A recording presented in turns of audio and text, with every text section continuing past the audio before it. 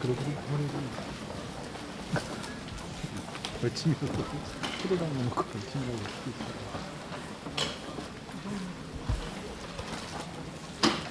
그러면서 이제 무대표는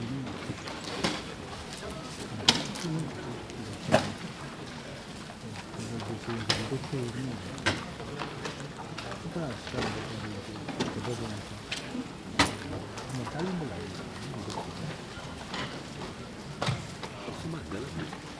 무대표는 제가 알기로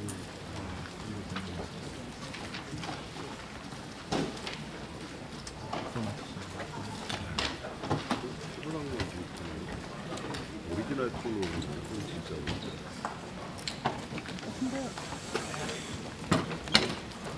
네, 이제 두 번째 세션을 시작하겠습니다. 부스가 저희가 이제 최대한 이렇게 모집해서 했는데 돌아다니시면서 필요한 부분들이 있으면 잘 챙겨가시기를 바라고요. 두 번째 세션의 좌장님을 소개시켜 드리겠습니다. 한목희 원장님은 저희 학회 초대 회장님이셨고 신경과 전문이고 연세대 졸업하셨고 현재 연세신경과 운영하고 계십니다. 부탁드립니다. 네, 안녕하세요. 방금 소개받은 한범기입니다.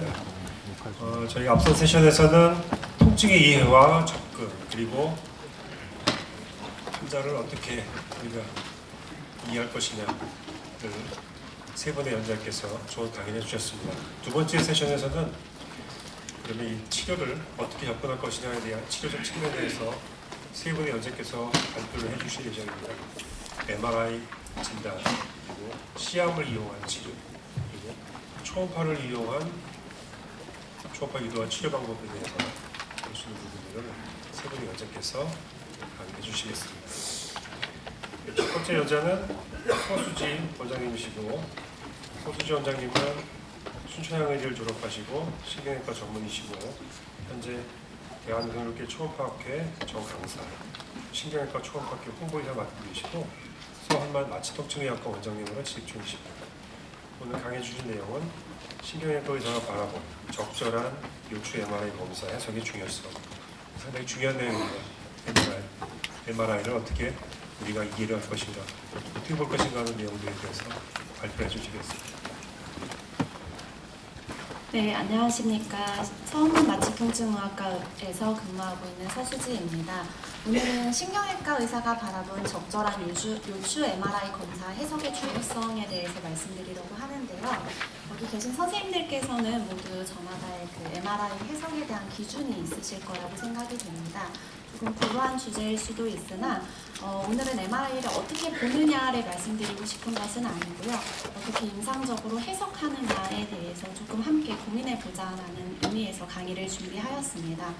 저는 1차 의료기관에서 환자를 보는 의사이기 때문에 오늘 감염이나 종양 아니면 골절 이런 거에보다는 퇴행에 좀 더 맞춰서 말씀드리려고 합니다.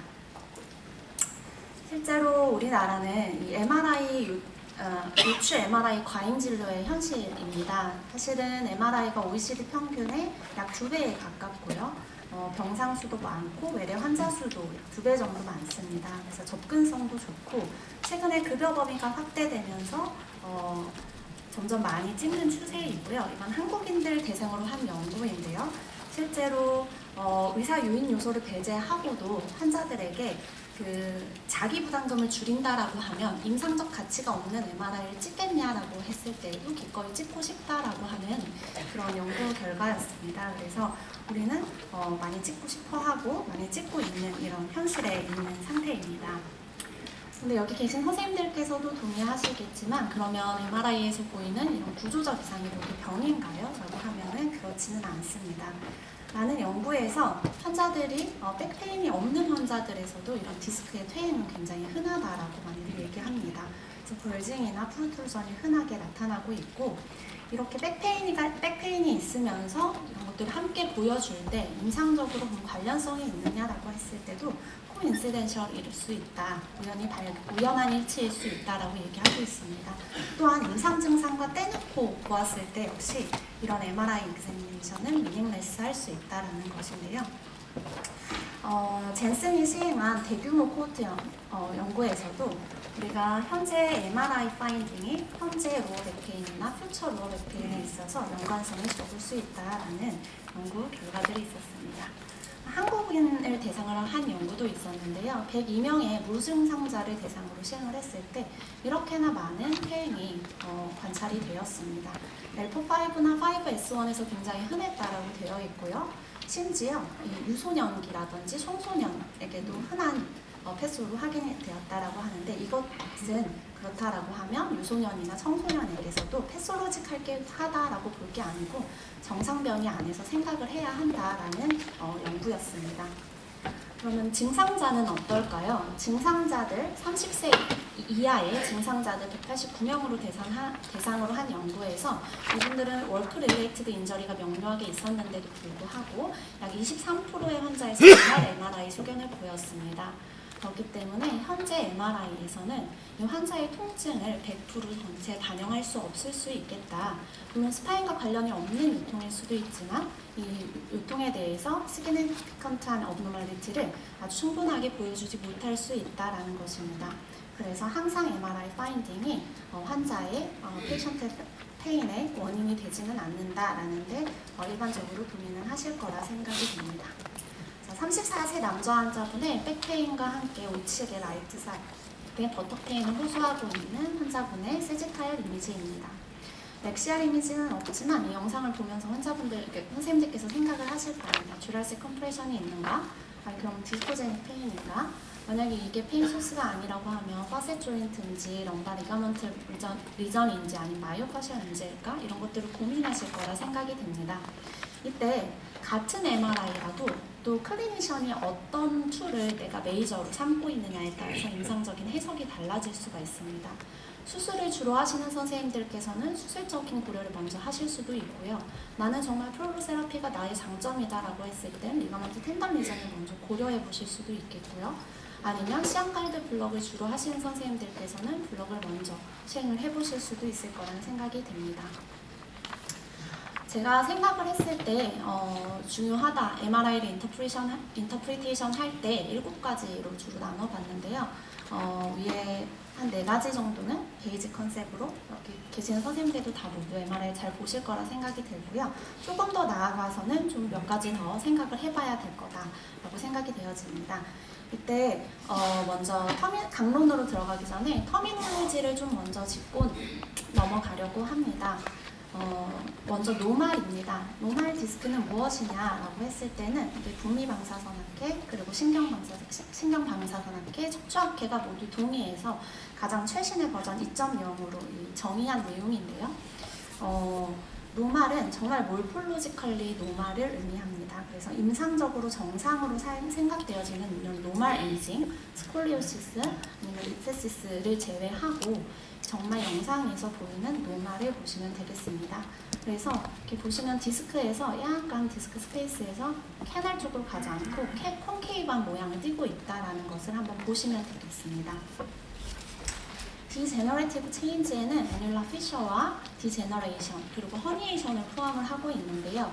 애뉼라 피셔는 다음과 같이 3가지 타입을 가지고 있습니다. 수액에서부터 외부로 뻗어나가는 라디알 타입, 가로로 피셔링 되어 있는 트랜스버스 피셔, 그리고 동신원형처럼 이렇게 컨센트릭 피셔가 있습니다.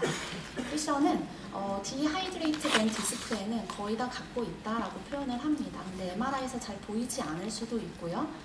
만약에 보인다 하더라도 이게 급성인지 만성인지를 평가할 수는 없다라고 되어 있습니다. 그래서 또한 이제 디제너레이션 디스크는 여러 가지를 아주 모호하게 포함이 되어 있는데요.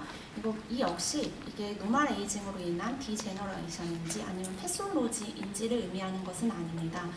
디제너레이티브 체인지에는 데시케이션, 말 그대로 약간 수화도를 잃는 거를 말을 합니다. 그래서 T2 이미지에서 까맣게 보이는 디스크를 얘기하게 되고요. 파이브로시스 아니면 디스크 스페이스의 네로잉, 디스크 벌징, 피셔링, 인트라디스크 가스, 오스테오파이트 여러 가지를 포함하고 있습니다. 여기서 보실 거는 디스크 벌징은 그냥 디제너레이션 안에 포함이 됩니다. 그래서 디스크가 튀어나왔어요 라고 이제 환자분에게 이제 얘기를 하지 않고요. 허니에이션에서는 프로트루전과 익스트루전이 포함이 되게 됩니다. 그리고 조금 더 하나 명확하게 오인이 될 수 있는 것을 짚고 넘어가게 되면 하이 인텐시티 존이 있습니다. 이 하이 인텐시티 존은 T2-weighted 이미지에서 이렇게 애뉼러스 안쪽에 하얗게 보이는 것을 의미하게 됩니다. 이는 애뉼라 피셔링 아니면 애뉼라 티어라고 이제 평가가 되어지는데요. 이것은 말 그대로 애뉼러스의 패솔로지를 의미합니다. 그러니까 변화를 의미합니다. 그래서 플루이드라든지 그라뉼레이션 티슈가 이렇게 T2에서 하얗게 보일 수가 있고요. 가뉼리눔 이네스도 된다라고 되어 있습니다. 하지만 모든 피셔링에서 보이지는 않고 대부분은 포스테리어 아니면 피셔에서 주로 관찰될 수가 있다라고 되어 있습니다. 그런데 이게 간혹 럽처드 애뉼러스라든지 럽처드 디스크랑 혼용되어서 사용되어지는 경우들이 있습니다. 럽처드 애뉼러스라는 것은 사실 트라우마라는 병인을 포함하고 있습니다. 그렇기 때문에 이 디스크 이미지를 디스크립션 하는 데는 옳지가 않습니다. 그래서 애뉼라 피셔라고 생각을 해주시면 되겠고요. 이 애뉼라 피셔가 있다라고 해서 디스크가 프로트루전이냐 익스트루전이냐는 평가할 수 없다라고 되어 있습니다. 그렇기 때문에 이것이 럽처드 디스크와 동의어로 사용되지는 않습니다. 근데 환자가 증상이 있다라고 하면 당연히 이 사이노보테브랄 이렇게 프로사이토카인이라든지 프로스타글란딘이 나오게 되면서 이 피셔링된 이제 애뉼러스에서 사이노보테브랄 너브를 이리테이션 하면서 케미칼하게 페인을 유발할 수가 있기 때문에 환자가 증상이 있다라고 했을 때는 이거 역시 패솔로지가 될 수가 있지만 무증상자라고 하게 되면 패솔로지로 볼 수가 없습니다. 그래서 다음과 같이 이렇게 하이 인텐시티 존이 보일 수가 있고 아까 콘케이브하게 좀 들어가 있는 형태의 디스크에도 포스테리어 애뉼러스의 피셔링이 보일 수가 있다라는 것입니다. 다음은 위치를 로컬라이제이션 하는 것인데요. 5가지로 크게 분류를 할 수가 있습니다. 센트럴, 그리고 서브 아티큘랄 존, 포라미날 존, 익스트라 포라미날 존, 그리고 안테리어 존으로 표현을 하게 됩니다. 존으로 표현을 하게 되고요. 서브 아티큘랄 존은 우리가 흔하게 라테랄 리세스라고 표현하기도 하고요. 익스트라 포라미날 존은 파라테랄이다라고 표현을 하기도 합니다. 이때 주로 파라센트랄이라는 용어를 많이 사용하시는 경우도 있는데요. 파라센트랄이라는 용어는 사실 조금 프리사이즈하지 않다라고 되어 있고 센트럴 라이트, 센트럴 레프트라고 표현하는 것이 좀 더 좋겠다라는 것이 협의된, 의미된 것들이고요. 세지탈에서 위치를 보게 되면 디스크 레벨이냐 아니면 페디클을 기준으로 수프라 페디클이냐 인프라 페디클 레벨이냐 페디클 레벨이냐로 분류하게 됩니다. 다음은 피플란 클래시피케이션에 대해서 좀 말씀을 드리고 싶은데요. 이것을 볼 때 이게 그레이드 1이냐 2이냐 3냐를 말씀드리고 싶은 것은 아닙니다. 이건 디스크의 태행에 대해서 분류를 할 때 가장 흔하게 사용되지 오는 분류법에 해당하게 되는데요. 그냥 T2-weighted 이미지에서 이 애뉼러스가 물기를 이룰수록 이렇게 까맣게 변한다. 그리고 까맣게 많이 변해 있는 것들은 통증과 연관성이 있을 수 있겠다라는 것을 메시지를 드리고 싶습니다. 그래서 많은 저널에서 그레이드 4나 5 같은 경우에는 디스코제닉 페인과 관련성이 높다, 양의 상관관계를 가진다라고 얘기를 하고 있고요. 모딕 체인지라고 해서 이렇게 본메로가 변하는 시그널, 특히 모딕 1이라든지 2와 또 양의 상관관계를 가진다라고 되어 있습니다. 또한 센트럴 스테노시스, 캐널 스테노시스와도 양의 상관관계를 가진다라고 되어 있어서 수액이 좀 많이 까맣다라고 하면 이게 디스크가 많이 튀어나와 있지 않아도 얘가 약간 페인에 쏠릴 수 있구나라고 생각을 해볼 수 있겠습니다. 그럼 이제 강론으로 넘어가서 하나씩 보려고 하는데요. 당연히 이제 좀 MRI는 우리가 다면적으로 접근을 해야 된다고 볼 수가 있겠습니다. 그래서 세지탈과 사이드 뷰 그리고 엑시얼 뷰를 함께 생각을 하는데요. MRI는 항상 오른쪽부터 이제 세지탈은 시작이 됩니다. 그래서 뭔가 루츠가 컴프로마이즈 되었다라고 생각되는 위치가 세지탈에서 넘어가다 보면 보이게 되면 여기서 저는 다시 엑시아를 위에서부터 아래로까지 이렇게 훑으면서 보게 됩니다. 그래서 환자와 심텀이 코릴레이션이 되는지, 이 문제로 보이는 부분에 환자 심텀과 코릴레이션이 되는지까지 생각을 해야 된다고 보시면 되겠습니다. 그래서 미스 로컬라이제이션 하는 것을 방지를 하고 다면적인 고려가 필요하다라는 것입니다. 그리고 이제 벌징, 프루트루전, 익스트루전, 시케스트레이션에 대해서 한번 보실 텐데요. 먼저 벌징이나 프루트루전, 익스트루전이 센트럴 프레젠테이션 됐다라고 하면 환자의 클리니컬 피처와 코릴레이션이 좀 떨어질 수 있다라는 거고요. 이것이 파라센트랄, 아까 센트럴 라이트 또는 레프트 아니면 파라테랄, 포라미날 컴프로마이즈 했다라고 하면은 코릴레이션 될 가능성이 높다라는 것입니다. 익스트루전이나 아니면 시케스트레이션 같은 럼바디스크 허니에이션 같은 경우에는 다른 돌출보다 더 리그레이션 되는 것, 그러니까 빠르게 자가 흡수되는 것들에 있어서 좀 더 가능성이 높다라고 되어 있습니다. 그래서 아주 크게 눈에 딱 봤을 때 너무 크게 딱 튀어나왔다라고 하더라도 환자가 보이는 그런 레드 플래그 사인이 없다. 모터 위크니스라든지 아니면 커다 이퀴나 신드롬 같은 것을 보이지 않는다라고 하면 우리가 보존적 치료로 접근해 볼 수 있는 근거가 되겠습니다. 앞서 설명드린 대로 이제 시케스트레이션 같은 경우에는 빠르게 흡수되는 경향성을 가지는데요. 자가 포식 작용이 좀 더 쉽고 네오바스큘라이제이션 때문에 흡수가 더 용이하다라고 되어 있습니다. 그 외 여러 기전들도 있는데요.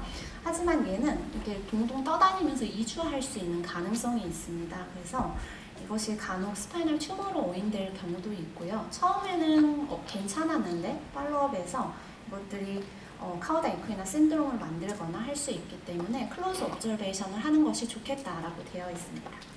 그래서 이건 제 환자분이신데요. 보스사이드 백페인과 함께 라이트 버턱부터 훅까지 포스테로 라테랄 사이드로 바스 10에 환자 통증을 호소하신 분이었습니다. 5에 이렇게 아주 크게 다운워드 마이그레이션 된 이 익스트루전을 보였는데요. 저는 이것이 이제 항상 그 시케스트레이션 같은 경우에는 익스트루전 안에 포함되어 있는 개념인데 사실 영상학적으로 이게 베이스와 이 부분이 완전히 떨어져 있는지 붙어 있는지를 평가할 수 있는 경우가 아주 적다라고 되어 있습니다. 근데 이 베이스와 떨어져 있다라고 고려를 하고 있었을 때 이 환자가 이제 바스 10에 통증을 호소하셨는데 처음에는 통증 말고 모터 위크니스나 아까 말씀드렸던 카우다 이퀴나 신드롬은 없었기 때문에 페인 컨트롤 먼저 해드렸습니다. 이때 팔로업에 오셨을 때 페인은 리그레이션 됐지만 모터 체크를 다시 했을 때 앵클의 돌지플렉션이 모터 그레이드 4 플러스 그레이드 4가 돌지플렉션 그레이드 3로 떨어졌기 때문에 수술을 하시러 보냈던 그런 케이스에 해당하게 됩니다. 하나씩 벌징을 보게 되면 아까 말씀드렸듯이 노멀 디스크는 이렇게 콘케이브한 형태를 띠게 되는데요. 벌징은 이렇게 컨벡스한 형태를 띠고 됩니다. 벌징의 중요한 것은 이 디스크 둘레에 25% 이상 또는 100% 이렇게 3mm 미만으로 이렇게 돌출된 경우를 의미합니다.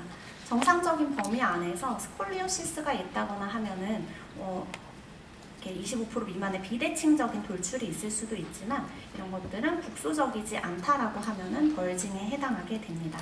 이 국소냐 국소적이지 않다를 포함을 할 때는 평가를 할 때는 전체 둘레의 25% 미만이냐 이상이냐를 의미하게 됩니다. 프루트루전은 국소적인 돌출이 있으면서 이 돌출된 베이스가 돔보다 넓을 때를 의미하게 되고요. 익스트루전은 25% 국소적이면서도 베이스보다 돔이 길 때를 의미하게 됩니다. 앞서 설명드린 대로 이제 시케스트레이션은 이 돌출된 부위가 베이스로부터 완전히 떨어져 나온 경우인데요. 이것을 MRI에서 해석하기가 쉽지 않다라고 되어 있기 때문에 대부분 마이그레이션이라는 표현을 많이 사용을 하고 있습니다. 그래서 마이그레이션은 이동은 했지만 이게 베이스로부터 연결이 돼 있냐, 돼 있지 않느냐의 개념을 포함하지 않고 있는 용어라고 보시면 되겠습니다. 이분은 프로트루전 정도인데요. 아주 심하게 튀어나와 있지 않지만 보스사이드 백페인과 함께 라이트 버턱 페인을 호소하신 환자분이셨고요. 라이트 레그 라테랄 사이드 파라스테시아를 호소했습니다. 하지만 러브 루트를 라테랄 리세스에서 딱 컴프로마이즈 하면서 심텀이 심하게 호소했던 환자분이시고요. 이분은 L3-4에 이렇게 마치 엄청 커다란 디스크가 튀어나와 있는 것처럼 보이지만 다른 모터나 센서리에 불편감 없이 페인만 호소하셨기 때문에 보존적으로 잘 치료해서 풀 리커버리 되신 환자분의 MRI 영상입니다. 다음은 너브 루트의 어뷰먼트냐 임핀지먼트냐에 대한 개념인데요. 어뷰먼트는 이렇게 정말 닿아만 있다라고 생각을 하시면 되겠습니다. 이 중에서는 굉장히 무증상자도 많다라고 되어 있고요. 이렇게 너브 자체에 디스플레이스먼트가 있거나 아니면 인트랩이 되면서 아예 모양이 변하거나 영상에서 너브가 아예 보이지 않게 되는 형태, 이 두 개를 임핀지먼트라고 표현을 하고 있습니다.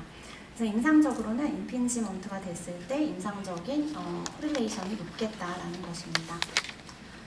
다음은 T1을 꼭 놓치지 않아야 된다라는 말씀을 드리고 싶은데요. 저는 이제 브레인을 볼 때도 그렇고 스파인을 볼 때도 그렇고 T1을 T2를 보기 전에 한번 쭉 가볍게 보고 넘어가게 됩니다.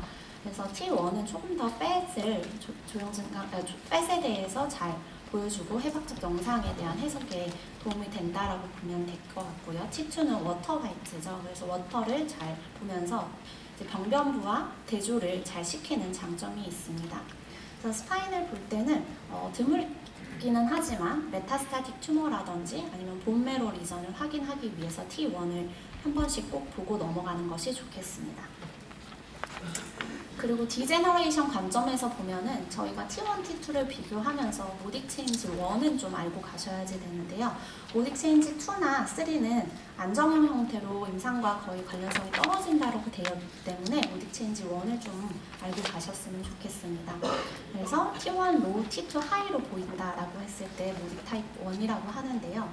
이 디스크의 디제너레이션이 계속 지속이 되면서 엔드플레이트에 마이크로 트라우마가 주면서 본 메로의 일종의 인플라메이션처럼 되었을 때 T1에서는 로우, T2에서는 이렇게 하이로 보이게 됩니다.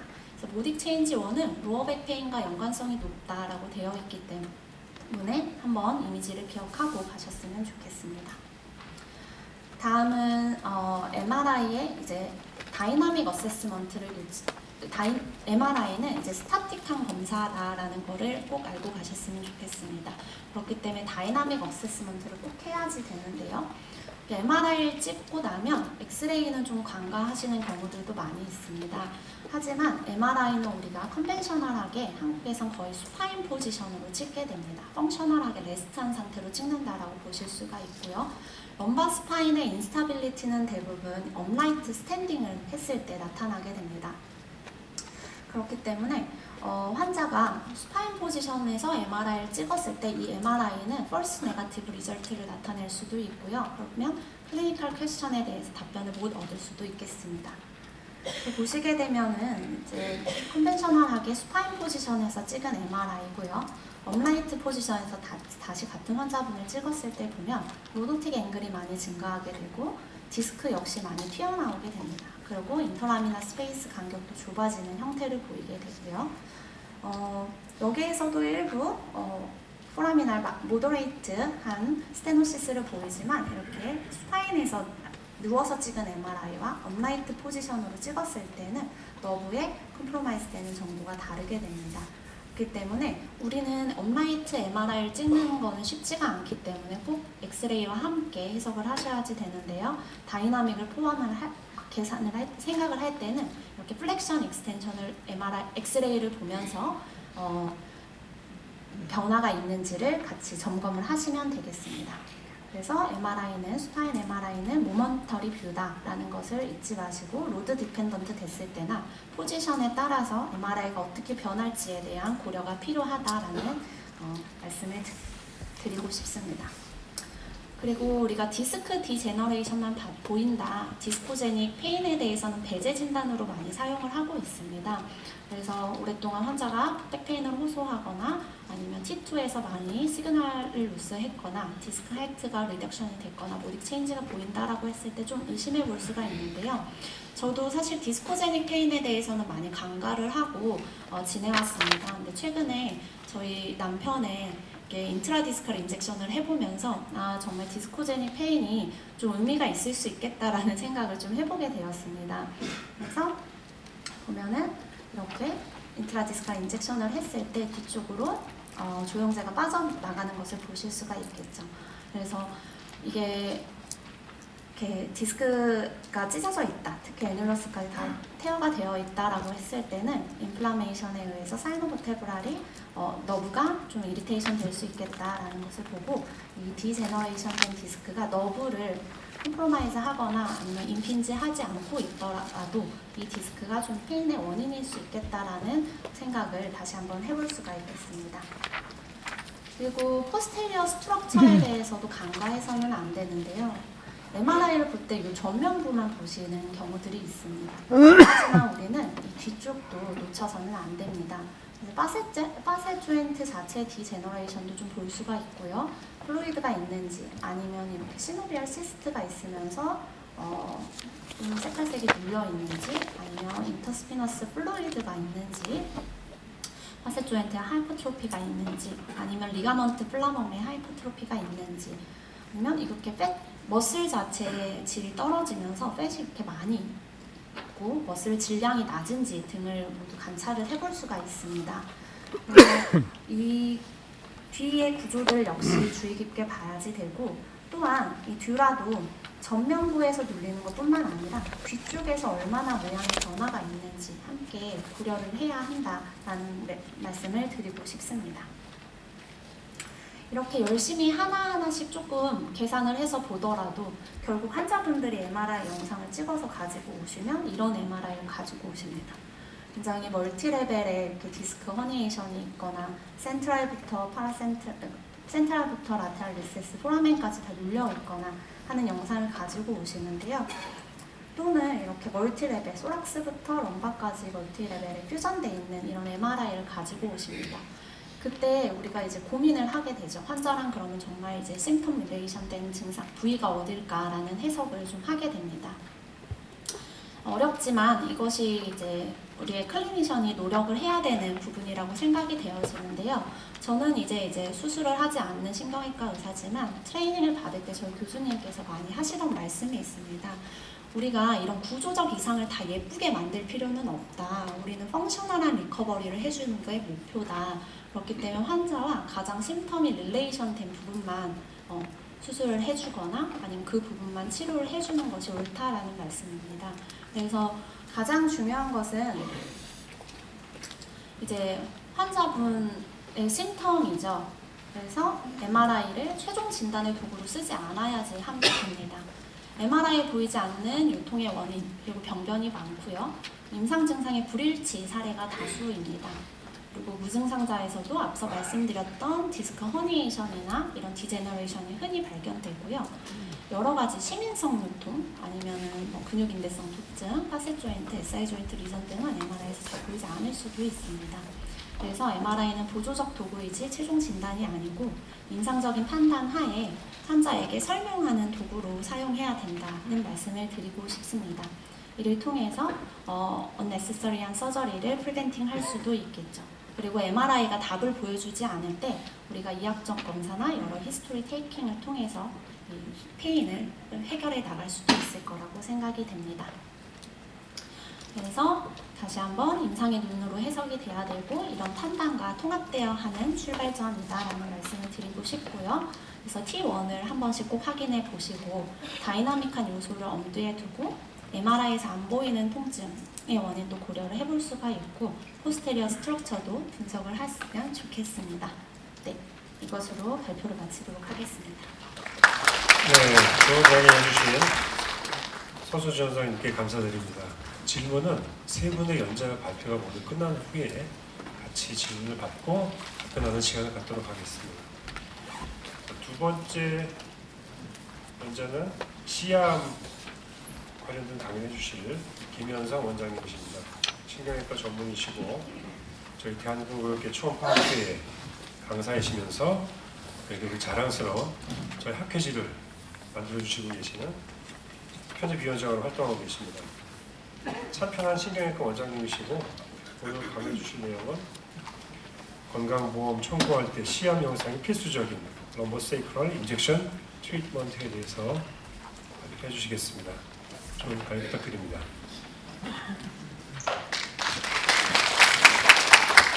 네, 방금 소개받은 김현상입니다. 제가 오늘 발표할 내용은 건강보험 청구할 때 시암 사진이 필요한 럼보세이크럴 에어리에서 인젝션 트리트먼트인데 요새 좀 민감한 분위기도 하고 요새 좀 좋지 않은 분위기도 있죠. 그래서 가급적이면 청구나 뭐 삭감 이런 얘기보다는 술기에 좀 포커스를 맞춰서 얘기해드리고자 합니다. 내용이 좀 많아서 빨리 시작하도록 하겠습니다. 심평원의 고지 내용을 보면 시험 투시가 필요한 블럭은 이렇게 종류가 많죠. 저는 아예 해보지도 않은 것도 많습니다. 그런데 대개는 일반적으로는 바늘의 끝이 AP나 레터럴 오블리크에서 보이는 한 장의 사진만 있으면 된다라고 되어 있습니다. 그렇지만 그렇지 않은 경우도 있거든요. 오늘 소개시켜드릴 내용은 저도 그렇고 여러분도 그렇고 공통적으로 많이 하는 블럭에 대해서 좀 얘기를 해드릴까 합니다. 노란색인데요. 트랜스포라미널 에피드럴 블럭, 그리고 미들 브랜치, 그리고 파셋 조인트, 그리고 SI 조인트 블럭, 이 정도 얘기를 해드리려고 하고요. 미들 브런치와 파셋 조인트 블럭은 오블리크 뷰와 AP 또는 레터럴 뷰가 각각 두 가지 종류의 사진이 있어야 됩니다. 그리고 트랜스포라미널 에피드럴 블럭은 AP와 레터럴 이미지가 있어야 됩니다. 그리고 에피드럴 블럭과 조인트 안에 인젝하는 것은 조형제를 쓰거든요. 그래서 조형제 사진도 같이 있어야 될 겁니다. 자, 이런 책들을 좀 참고로 했고요. 인터내셔널 스파인 인터벤션 소사이티에 따르면 이런 컨트라인이 구성이 있습니다.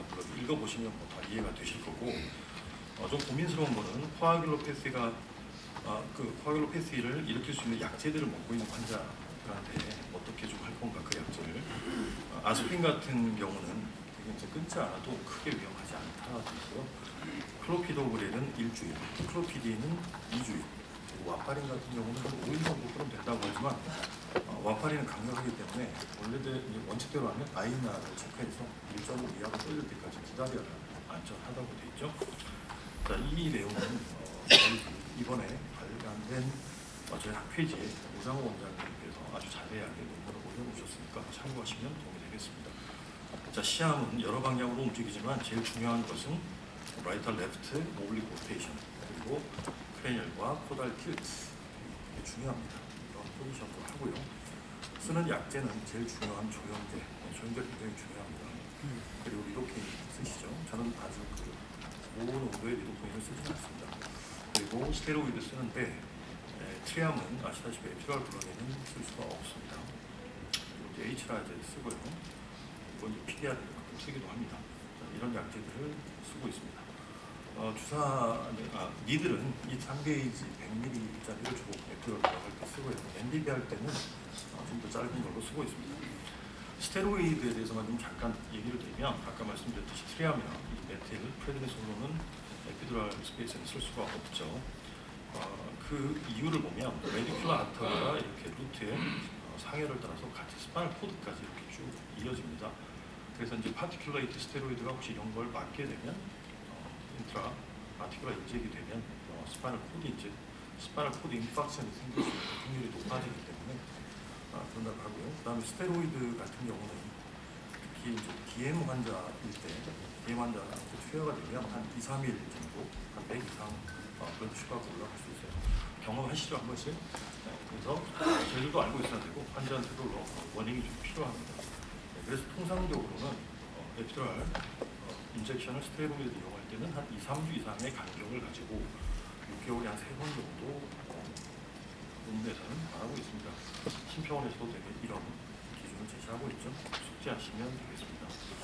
자, 미들 브랜치 블럭부터 얘기를 해드리겠습니다. 미들 브랜치 블럭은 다른 블럭도 마찬가지지만 초기에는 진단 목적으로 이용을 했었죠. 그러니까 어떤 파셋 조인트에 문제가 생기면 그 파셋 조인트를 이노베이션하는 미들 브랜치를 블럭해서 환자가 좋아지면 이 파셋에 문제가 있구나 라고 진단하고 거기에 뭐 뉴럴라이시스나 뉴로토미를 하기 위해서 했었습니다. 그렇지만 지금은 아시다시피 여러 치료에 이용되고 있는 거죠. 미들 브런치는 항상 듀얼 이노베이션이라고 들어보셨을 겁니다. 한번 정리를 하고 갈게요. 4하고 5의 파셋 조인트입니다. 그러면 여기는 뭐가 지배하느냐? L3에서 나오는 노잘 레이모스의 미디얼 브랜치 중에서 인피리얼 브랜치가 이렇게 옵니다. 그 다음에 L4의 노잘 레이모스 중에서 미디얼 브랜치 중에서 수피리어 브랜치가 이렇게 옵니다. 그래서 듀얼 이노베이션을 하고 있죠. 그 다음에 이제 5S1 같은 경우는 미디얼 브랜치가 아니라 그보다 더 상위 노잘 레이모스가 직접 이렇게 되어 있어요. 그래서 4, 5 같으면 여기다가 되게 인젝션을 하죠. 4, 5 파셋이 문제가 있다. 거기를 치료하고 싶다 그러면 4ATP 안쪽, 5ATP 안쪽이 합니다. 예, 그럼 됩니다. 그렇지만 이름은 좀 다르죠. 여기다 치료하지만 이 너브는 L3에서부터 왔죠. 그래서 L3 MBB, L4 MBB, 여기 L5 아시겠죠? 레벨은 4, 5, S1이지만 미들 브랜치는 3, 4, 5 비올리라고 그런 겁니다.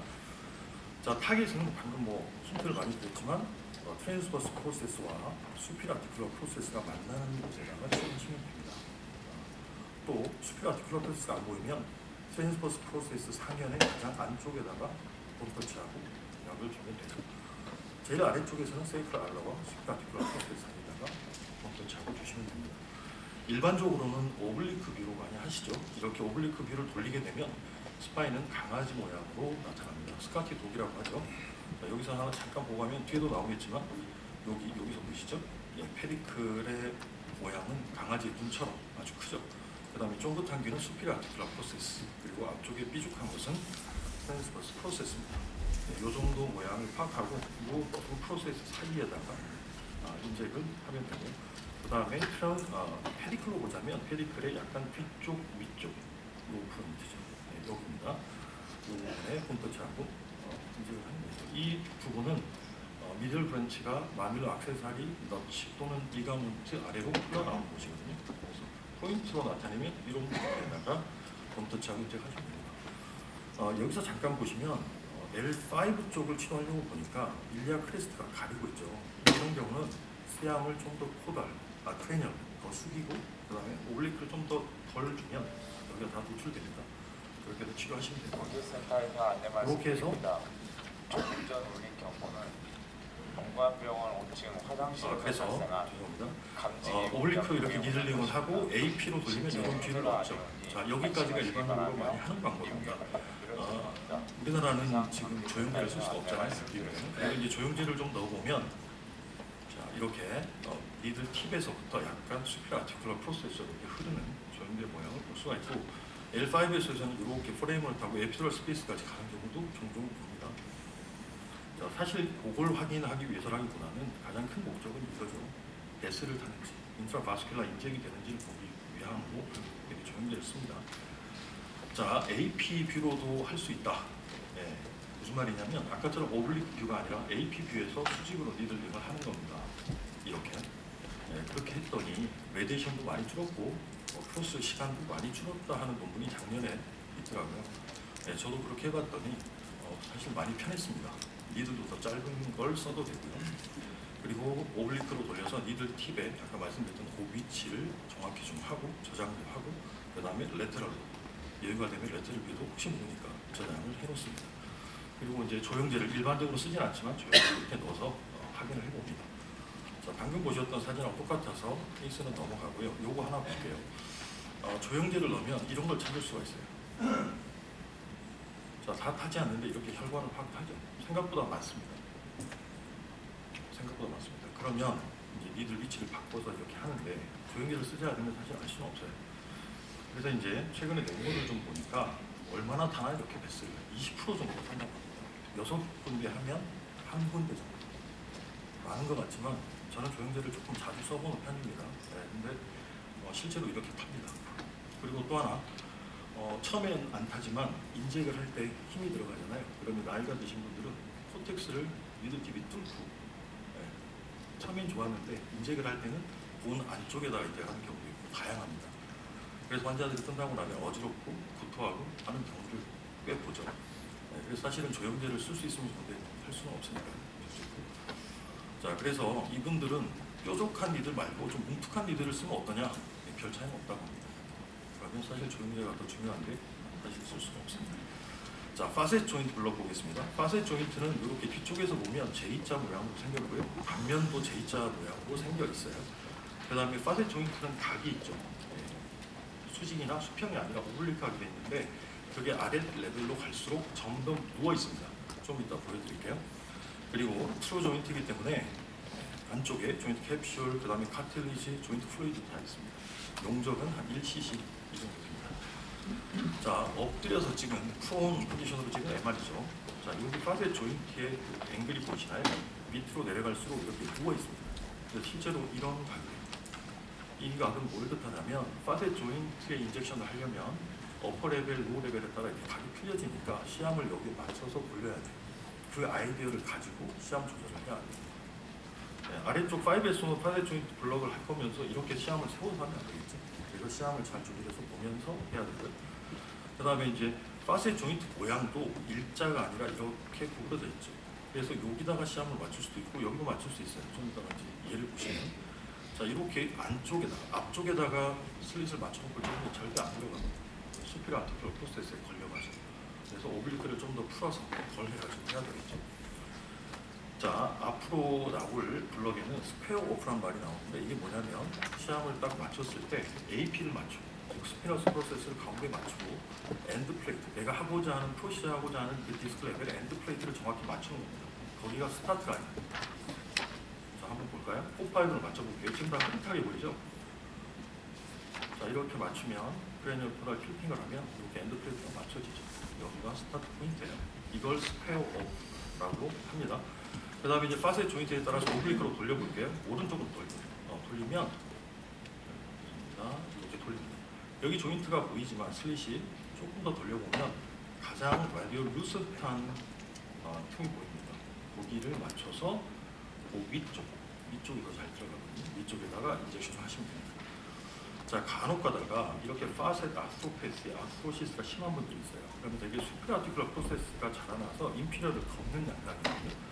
걸리면 되게 미디얼 사이드에서 어프로치하는 게 더 유리합니다. 그리고 여기를 막 하다가 파셋 조인트를 지나쳐가면 거의 백발백중 아래쪽에 있는 엑스틴 루트를 찌르게 됩니다.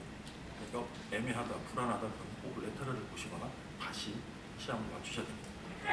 자, 오블리크 자체에서 다이를 쏘면, 조형제를 쏘면 이렇게 애플 코어처럼 보이는데 AP에서 보면 이렇게 둥글게 또는 삼각형, 사각형 이렇게 보입니다. 한 1cc 정도 넣으면 되고요. 더 많이 넣으면 환자가 아파합니다. 캡슐이 익스텐드 돼가지고. 자, 그 다음 파셋 조인트에서는 트리암을 쓸 수가 있어요. 그래서 적절한 양을 쓰면 효과가 있다는 점도 있습니다. 자, 케이스인데요. 디제너레이티브 타입의 스포디스 페시스가 있고 아래쪽인 디스크 스페이스가 좁아져 있죠. 그래서 그 위쪽부터 여기 보면 파셋 조인트 위쪽에다가 맞춰놓고 지금 리딩 하고 있고요. 아래쪽도 똑같이 하고 있습니다. 그래서 쑥 들어가는 포인트가 있거든요. 그 다음에 AP로 돌려서 조형제를 보면 이렇게 조형제가 찹니다. 아래쪽도 조형제를 보면 이렇게 차고 인젝션을 하시면 됩니다. 그렇게 어렵지는 않습니다. 제 손이 많이 나오는데 밸리션을 좀 염려해 주시는 분들이 있었는데 평소에 이렇게 하지 않습니다. 짧게 손 치우고 했는데 여러분한테 보여드리고자 지금 동영상으로 찍다 보니까 이렇게 손이 많이 들어간다는 양해 바랍니다.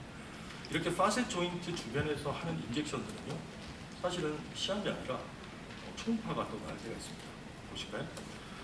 자, 여기 위쪽에 스피너스 프로세스, 아래쪽에 트랜스버스 프로세스를 연결하는 선에다 이렇게 프로브를 대면 방금 말씀드렸던 구조가 다 보입니다. 잘 보입니다. 그렇게 해서 MBB 파셋 조인트 인젝션 하시면서 보시죠. 재작년에 나와 있던 논문을 보면 시암을 가지고 하나, 초음파를 가지고 하나, 이데얼 프렌치 블럭이 별 차이 없다. 작년에 나온 논문 보면 거의 차이 없지만 뚱뚱한 사람들한테는 좀 어렵지 않나 이런 얘기가 있습니다. 근데 초음파 기기가 발전하고 기술이 좀 늘면 별로 어렵지 않습니다. 깊은 부위도 충분히 해낼 수 있는데 오히려 어려운 부분은 초음파에서 전체 숲을 보기 힘들기 때문에 처음에 레벨링하는 거. 내가 지금 하고 있는 방금 동영상 보신 여기가 3폰지, 4파이브지, 내가 몇 개의 레벨을 하고 있는지 이게 헷갈릴 때가 있어요.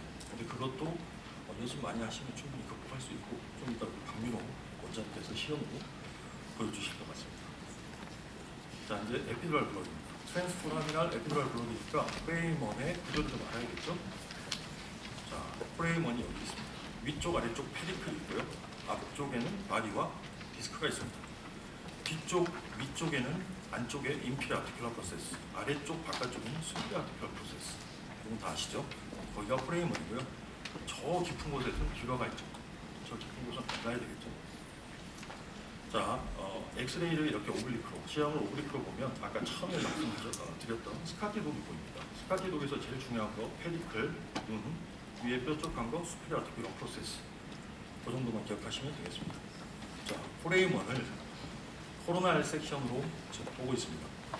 위쪽 아래쪽 페디클이 보이고 얘가 프레임원이죠. 루트가 기스팀이 빠져나오고 있고요. 자, 루트의 위쪽 이 공간이 세이프 트라이앵글, 아래쪽에 디스크 스페이스를 포함한 큰 공간이 캠빈 트라이앵글입니다. 바운더리는 읽어보시면 되겠고요.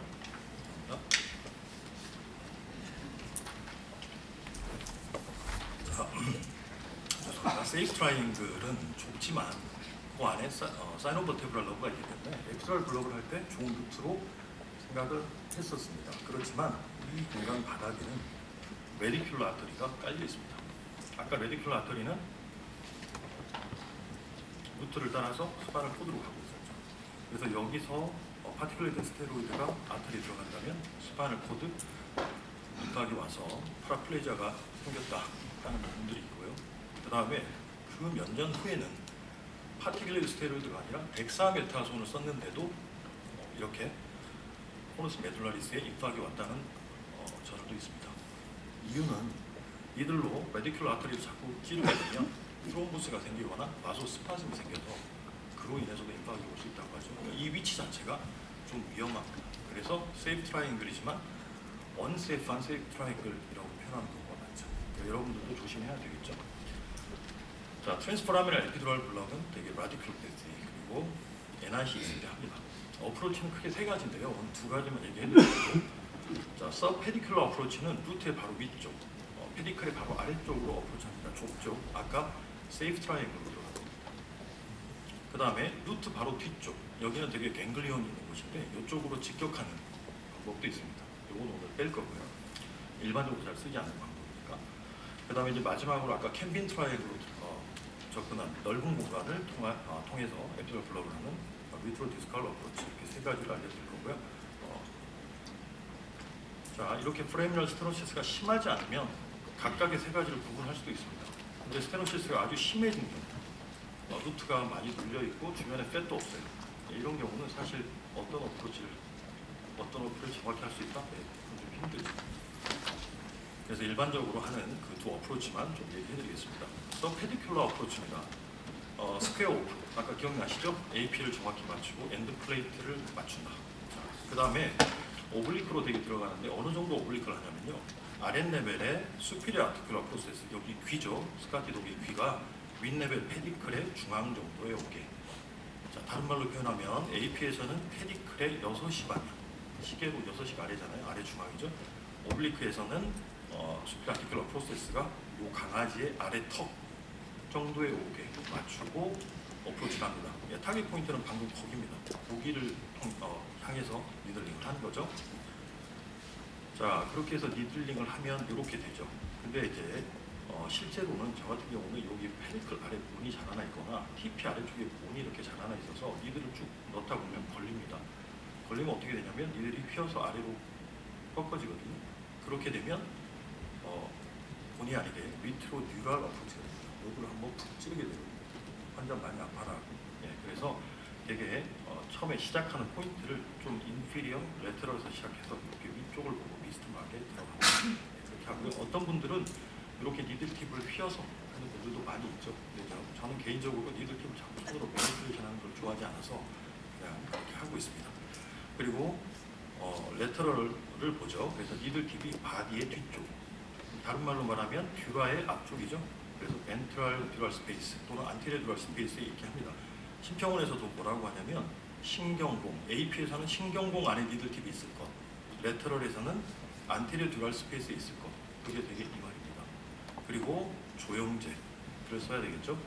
조영제를 쓰면 이렇게 세이프 트라이앵글을 채우고, 조영제가 페디클의 미디얼 사이드, 그러니까 루트로 보면 숄더 포션입니다. 루트의 바깥쪽을 채우고 윗 레벨까지 이렇게 올라가게 됩니다. 레터럴에서 보면 바디의 뒤쪽을 이렇게 채우고 있죠. 듀라의 앞쪽인 거죠. 이 사진까지는 확보를 하고 있어야 될 겁니다. 그리고 베스를 타나 안 타나 니들을 봤더니 피가 뭐 나오지도 않고 아스피레이션 좀 했더니 피 안 나오네. 네, 절대 믿어서는 안 됩니다. 조영제를 넣으셔야 됩니다. 조영제를 넣어서 혈관이 타는지를 실시간으로 확인하시는 게 제일 안전합니다. 자, 약제는 한 3-4cc 정도 넣어주면 된다고 하는데 여기서 한 가지 짚고 가고 싶은 게 있습니다. 뭐냐면 어떤 분들이 이런 실험을 했습니다. 이렇게 서페디큘러 어프로치로 0.2cc면 굉장히 작은 거잖아요. 그 작은 약을 줬을 때만 여기 아까 나오고 있는 엑시팅 하고 있는 루트에만 블럭을 할 수 있다. 그거보다 양이 좀이라도 많으면 약제가 여기 있지 않고 사이노버테브랄 러브, 에피두랄 스페이스 이쪽으로 다 들어간다 라고 합니다. 그 말인즉슨 이 부분 여기서 우리가 트랜스포라미널 에피두랄 블럭이라고 하는 이 상태에서 셀렉티브한 너브 루트 블락을 하기는 사실상 힘들다는 뜻입니다. 이해되시나요? 자, 우리가 지금 하고 있는 건 이거죠. 프레임 안쪽에 니드를 넣어서 벤트랄 듀라에 이렇게 벤트랄 듀라 스페이스에 약제를 넣는 거죠. 셀렉티브한 너브 루트 블락은 정말 셀렉션에서 한 루트만 선택적으로 넣으려면 프레임 바깥에서 훨씬 세워서 이 루트만 가지고 블럭을 해야 셀렉티브 너브 루트가 맞죠. 그냥 루트도 같이 에피두랄 블럭이 되면서 루트도 같이 블럭이 되었다라고 하면 트랜스포라면 에피두랄 블럭이지만 정말 셀렉티브하게 루트 블럭을 하려면 바깥쪽에서 프레임 바깥쪽에서 해야 맞습니다. 개념을 좀 잡고자 얘기합니다. 최근에 나온 논문들도 이 두 개념을 막 섞어서 쓰고 있어서 자, 케이스 잠깐 보겠습니다. 4-5고요. MRI를 보니까 센트럴에서 오른쪽 레터럴 리세스까지 익스트루된 디스크입니다. 그래서 5루트가 어버팅되고 있죠. 그래서 오른쪽 5루트를 겨냥해서 AP 이거지 오블릭이죠. 이쪽을 포인트로 할 겁니다. 페리클의 6시 방향. 페리클을 터치하고 조금씩 본 터치를 하고 밀어넣고 본 터치 밀어넣고 그렇게 하고 있고요. 아까 말씀드렸듯이 아래에서 밑쪽 방향으로 이렇게 하고 있고요. 이 포인트에 도달하고 나서 조영제를 넣으면 이렇게 숄더 포션으로 쭉 다이렉트 합니다. 자, 이걸로 끝이 아니라 레터럴에서 꼭 확인. 바디 뒤쪽에 조영제가 붙고 루트 쪽으로 좀 흘러가는. 그 다음에 이제 약제를 넣으면 이렇게 터지게 되겠죠. 이렇게 하면 되겠습니다. 자, 이제부터는 밑으로 디스크를 어프로치입니다. 아까 여기 디스크 스페이스에서 하는 거죠. 가장 넓은 공간에서 하는 캠빈 트라이앵글로 하는 겁니다. 자, 스페어 오픈 되고요. 우리가 요걸 좀 많이 하시잖아요. 이쪽 밑으로 디스칼로 많이 하시는데 니들이 너무 너무 레터럴에서 너무 세워지지 않고 밑에서 들어가면 듀라를 찍을 수가 있고 뜻하지 않게 CSAD 유입을 할 수가 있고 너무 세워서 들어가면 루트를 찌르거나 또는 디스코그램을 하게 됩니다. 가장 적절하게 프레임 안에 넣을 수 있는 방법가 뭘까? 책들을 찾아보면 이런 방법을 이용하고 있습니다. 자, 여기서 보면 4-5고요. 이게 5의 수피리어 아티큘러 프로세스예요. 오블리크로 왼쪽으로 돌려볼 겁니다. 어떻게 변화나 볼까요? 지금 바디의 바깥쪽에 있죠? 돌리고 있습니다. 오블리크라면 얘가 지금 아까 바깥쪽에 있던 게 쭉 안쪽으로 들어가죠? 자, 스카티동 모양도 보이고요. 자, 여기 있습니다. 여기 있어요. 여기까지 갔어요. 자, 여기가 어디냐? 전체적인 디스크의 좌우 폭을 전체적으로 잡았을 때 그걸 3분의 1로 나눴을 때 바깥쪽 3분의 1 정도입니다. 그 정도까지 오블리크를 돌리는 거죠.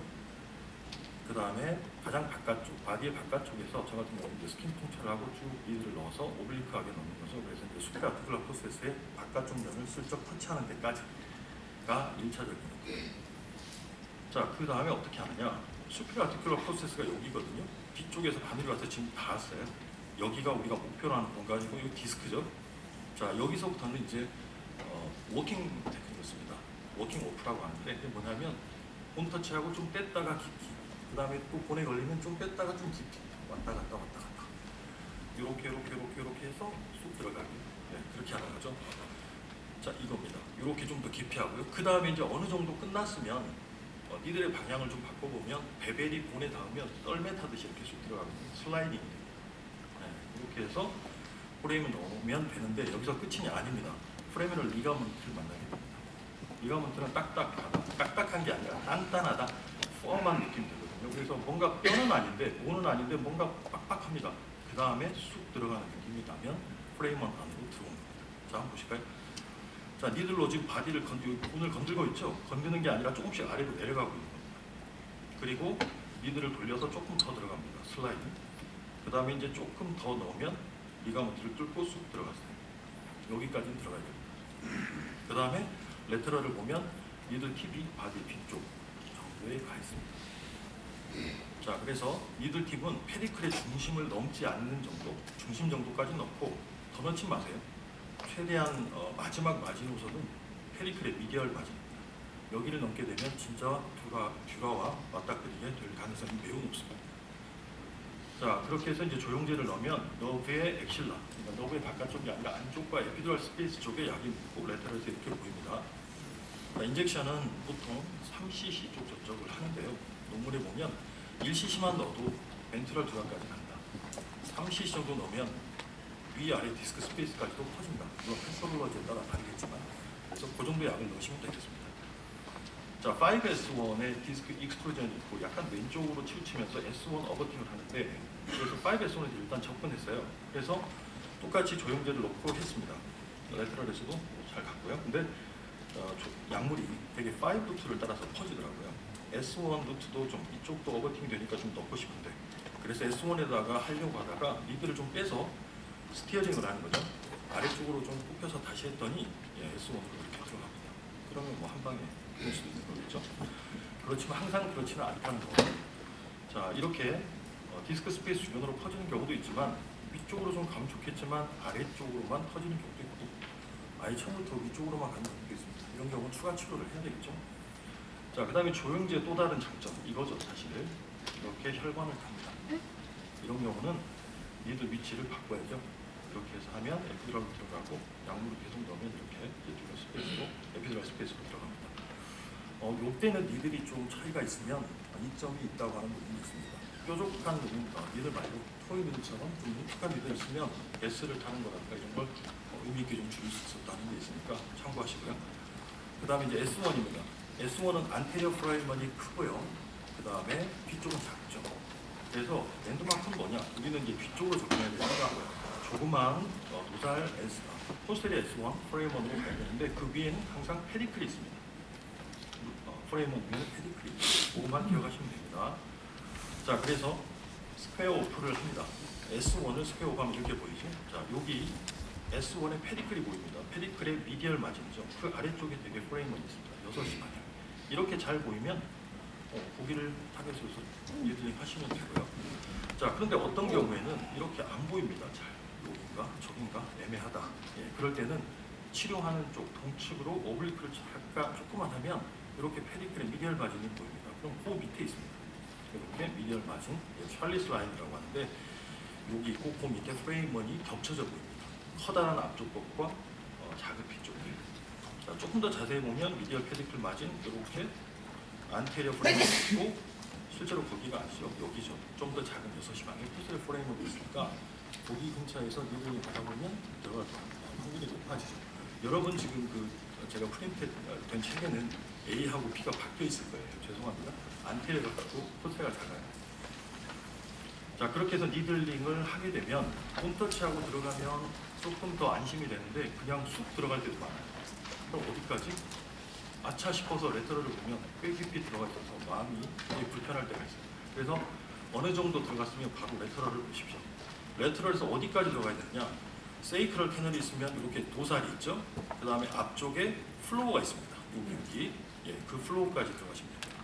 여기보다 조금 더 깊게 들어가도 되긴 하지만 여기가 얇은 사람이 있어서 잘못하면 안테리어 뻥 뚫려있는 안테리어 프라임을 통해서 계속 들어갈 수 있어요. MRI에서도 보면 자, 여기가 플로어입니다. 세이크럴 캐널이 플로어면 딱 거기까지 들어간다 생각하시면 좀만 더 들어가면 루트를 칠 수도 있고 좀 더 들어가면 이제는 스파인이 아닌 쪽으로 들어갑니다. 자, 이렇게 AP와 또는 오블리크 잘 보이는 쪽에서 들어갈 수는 있는데 여기도 차이가 있다고 합니다. 어떤 차이가 있냐? AP로 말 그대로 수직으로 이렇게 니들링을 하면 프레이머를 통해서 올라오는 세이크럴 비너스 플렉서스하고 거의 일치되는 방향으로 찌르기 때문에 블리딩을 많이 하거나 또는 인트라바스큘라로 인젝션이 많이 된다고 해요. 어제도 사실 에선 블럭을 했는데 정말 그런가 하고 AP로 해봤더니 2번이나 계속 다이를로도 막 베스트를 타는 거예요. 그래서 다시 니들 알 빼고 다시 오블리크를 했더니 잘 타더라고요. 그래서 이것도 좀 니들 할 때 내가 AP로 찌르고 있구나 그러면 조용히를 좀 잘 봐야겠네 이 생각을 좀 하셔야 될 것 같아요. 자, 케이스 보겠습니다. 여기 미디얼 페디큘러 라인 있죠? 여기 밑에 구멍을 찾는 겁니다. 그래서 여기가 제일 잘 보이네라고 생각하는 곳에 놔두고 니들링을 합니다. 그래서 폼터치를 하다가 들어가면 일단 멈춥니다. 일단 뭔가 쑥 들어가면 멈추고 레터럴에서 니들이 여기구나. 여기까지 좀 내야 되겠네?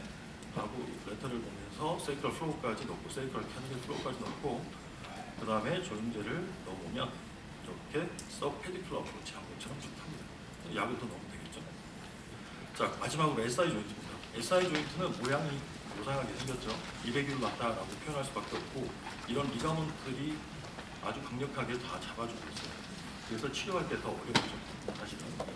자, SI 조인트는 위아래 이렇게 길쭉하게 있는데 위쪽은요. 우리가 원하는 조인트 캡슐은 앞쪽에 있고 이 뒤쪽에서 이렇게 인터오세우스 SI 리가먼트 같은 깊은 소프트 티슈들이 있습니다. 그래서 위쪽에서 하기에는 조금 어려울 수 있어요. 그래서 아래쪽에서 하죠. 로컬 쪽에서. 거기는 이런 것들이 없고 조인트 캡슐만 노출되어 있거든요. 자, 그리고 용적은 사이즈가 큰 것 같지만 얇은 조인트이기 때문에 한 1.5cm 정도 됩니다. 이것만 보시죠. 자, SI 조인트를 AP에서 보면 두 개로 보입니다.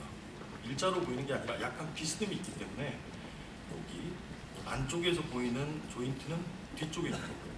바깥쪽에 있는 게 안테리어입니다. 그래서 여기다 찌르는 게 아니라 이 밑에다 할 거기 때문에 이 두 조인트를 이 두 개가 있는 걸 시합을 돌려서 하나로 맞춰주면 훨씬 더 안전하고 편하게 할 수 있겠죠. 자, 돌려보겠습니다. 여기가 아닙니다. 더 밑에 있습니다. 네, 이 정도 있습니다. 이 정도. 그래서 거기다가 포인트를 잡고 니들링 하시면 되고요. 워킹 오프에서 뭐 넣는다, 조용제 넣는다, 이건 아실 거고 1,2cc 넣으면 됩니다. 케이스를 한번 보시게요. 자, 여기 어딘지 아시겠습니까? 저는 사실 이걸 보면서 어디가 안테리어고 어디가 포스트리야 잘 모르겠더라고요. 이 아래쪽에 슬림만 있다, 이것만 보입니다. 그런데 이것도 정말인지 한번 볼까요? 시험을 돌려보니까 얘가 아닌 것 같아요. 요 밑에 있어요. 더 밑에. 시험을 정말 차분하게 잘 돌려보셔야 돼요. 그래서 가장 레디오 루선타 두 개가 왔다 갔다 하다가 아래쪽 볼이 딱 겹치는 데가 있어요. 그러면 가장 레디오 루선타하게 보이죠. 하얗게 보이겠죠. 예, 그 포인트를 잡고 니들링을 합니다. 그러면 캡슐을 뚫고 쑥 들어가는 느낌이에요. 자, 여기까지는 아직 완벽하지 않아요. 확실하지 않아요. 자, 다음 단계로 뭐가 필요하냐? 조영제를 넣는 거죠. 조영제를 넣을 때 딱딱하다, 빡빡하다, 환자가 좀 아파하기도 하고 그러면 캡슐에 걸려있거나 리가먼트에 걸려있거나 또는 카트리지라고 폰에 박혀있는 거예요. 그럼 다시 해야 돼요. 자, 조인트를 나이를 넣으면 이렇게 아래쪽 캡슐에서부터 위쪽까지 이렇게 조인트 슬릿을 따라 쭉 올라가는 겁니다. 이러면 끝입니다. 이때 프레저는 거의 안 느껴지고 스무스하고 조인트가 작잖아요. 1.5cc밖에 안 되니까 많이 넣으면 빡빡해져요. 끝에서. 네, 그 느낌을 기억하시면 됩니다. 그리고 치료 약제를 넣으면 돼요. 자, 컴플리케이션은 뭐 읽어보시면 알겠고요. 여러분한테 말씀드리고자 하는 것은 물론 레디에이션의 위험이 있지만 시험을 보고자 한다면 AP, 레터럴, 오블리크 철저하게 보시고 정확히 본인의 눈처럼 보셔야 됩니다. 그리고 그와 더불어서 아까 본 터치라고 들어가는 몇 가지 테크닉을 좀 사용하면 훨씬 더 안전하게 할 수 있고요. 그 다음에 조영제, 보셨다시피 혈관 많이 탑니다. 조영제를 넣고 실시간으로 꼭 확인을 하셔야 됩니다. 그리고 안 되면 꼭 바늘의 방향을 바꿔주시고요. 그 다음에 지킬 건 지켜야 됩니다. 넘지 말 건 넘지 말아야 됩니다. 여러 가지 아까 뭐 포인트 라인 말씀드렸죠. 저도 여러 번 사고를 쳐보고 여러 번 공경에 처하고 했지만 넘지 않아야 될 선을 아는 게 가장 안전합니다. 그리고 초음파만 하시는 분도 있고 뭐 시험 블록만 하시는 분도 있지만 최근에 나온 분들, 올해 나온 분들 보면 둘의 장점을 살려서 같이 하자. 그럼 훨씬 안전하다. 장점만 뽑아서 그런 방법도 있으니까 한쪽에 치우치지 마시고 또 안 해보셨던 것도 배워보고 하는 것도 좋은 방법인 것 같습니다. 이상입니다. 네, 조언 해주신 김영상 원장님께 감사드립니다. 자, 세 번째는 시연이고요. 울트라사운드 데몬스트레이션 오브 롬보사이클 스파인. 발표해 주신 선생님은 박민호 원장님이시고 경희대학교 졸업하시고 재활학과 전문이시면서 대한인국계 초음파학회 강사 활동 중이시고 이제 현재 100년 튼튼 정형외과 재활학과 원장님을 재직 중이십니다. 시연 부탁드립니다. 예, 소개 감사합니다. 저는 100년 튼튼 정형외과 재활학과 박민호입니다. 오늘 제가 말씀드릴 주제는 룸보세이크럴 스파인에 대해서 말씀드리겠습니다. 룸보세이크럴 스파인에서의 주요한 구조물에 대한 스캐닝과 레벨링 그리고 트랜스버스 스캔에 대해서도 말씀드리도록 하겠습니다. 우선 시행하기 앞서서 환자의 세팅이 굉장히 중요합니다. 골반 앞쪽으로 베개를 두어서 룸바의 로보틱 커브를 줄이는 것이 굉장히 중요한데 이는 근육을 이완시킬 수도 있고 그리고 보니 스트럭처를 잘 만질 수 있기 때문에 이렇게 베개를 앞에 두고 하는 것이 굉장히 중요하게 되겠습니다. 스캔 순서는 우선 룸보세이크럴 스파인에서는 세지탈 스캔을 통해서 주요한 구조물을 확인하고 그 다음에 레벨링을 한 이후에 그 다음에 트랜스퍼 스캐너로 바꿔서 주사 치료를 많이 하기 때문에 오늘도 그 순서대로 진행해 보도록 하겠습니다.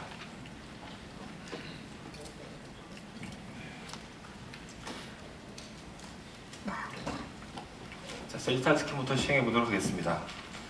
우선 처음 살펴볼 구조물은 스피너스 프로세스입니다.